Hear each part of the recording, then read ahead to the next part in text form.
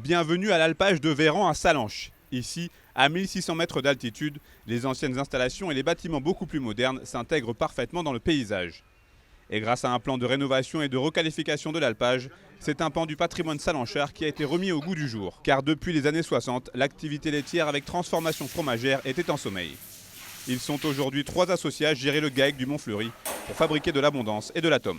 C'est quand même assez enrichissant de produire du lait en alpage, d'avoir un produit fini. C'est plus abouti, on va dire, que de vendre du lait, malgré qu'on fasse du lait de qualité et qu'on essaye de faire le mieux qu'on peut.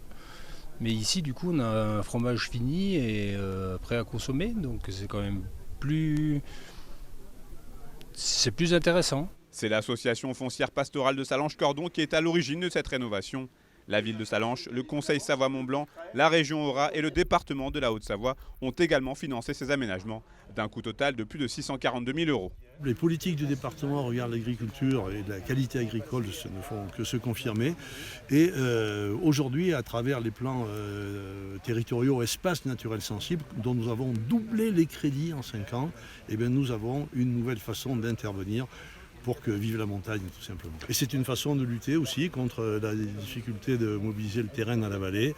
C'est une vraie seconde chance qu'on donne aux agriculteurs et un plaisir de les trouver en pleine activité au milieu des vacances. Eux, ils sont au travail. Et cette modernisation de l'alpage de Véran, c'est aussi l'occasion de mettre en avant les actions de la Société d'économie alpestre de la Haute-Savoie, soutenue par le département et qui compte parmi les acteurs majeurs du pastoralisme. C'est une part de l'économie agricole. Le pastoralisme.